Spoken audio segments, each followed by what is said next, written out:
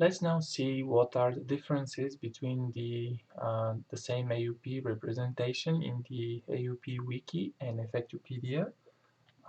For the example, we are going to use the chronic binding of antagonist to N-methyl-D-aspartate receptors, leading to learning and memory disabilities. So if I click on this AOP here in AOP-Wiki, the main page of the AOP loads, and as you can see, we have here the title, the authors, and the status. Let's look in Effectopedia. If we look for this same AOP, we can just type chronic, and here it is, the same AOP, chronic binding. If I click on the title, you will see it loaded. Um, in Effectopedia, you can see that the main focus is on the diagram of the AOP, as well as the rest of the description shown on the right side of the screen in this panel. So in this case, the AOP page in the AOP-Wiki, the title page is equivalent to the pathway description page in Effectopedia, and you can see here as well the title. You can see some keyword status, which displays if it was filled, what is the OECD project number, and also if the AOP is undergoing internal review, external review, what is the stage of development. This field will be automatically populated from the AOP hub and or AOP portal, and it will be maintained by OECD. You can also see the list of contributors, which is automatically populated here while people are making changes to the AOP. And then you can see the abstract, which is also the first item you can see in the AOP description in the wiki. Where the two systems start to differ a little bit is the description of the summary of the AOP. So in the wiki we have the list of key events, starting from the molecular initiating event, key events, and the adverse outcome. We have the same list here in Effectopedia, but it also combines the summary tables that are at the bottom of the AOP-Wiki, which describes the essentiality of the key events. So those sections are actually embedded into descriptions. So you can see that the first key event, which is the molecular initiating event, is strong.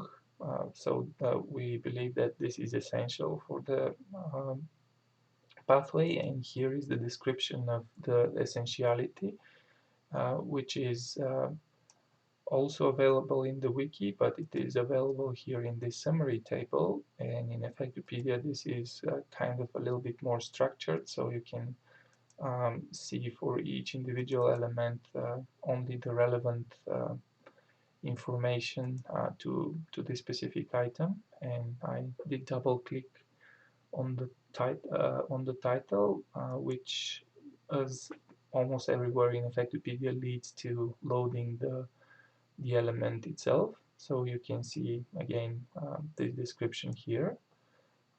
It is very similarly presented for the key event relationships. So you can see that we have a table with key event relationships, and they have their biological plausibility, empirical support, and everything else described in this section. If I double click on the key event relationship itself, you can see that this is also visible here, and it's part from the description of the link, as well as the other elements which are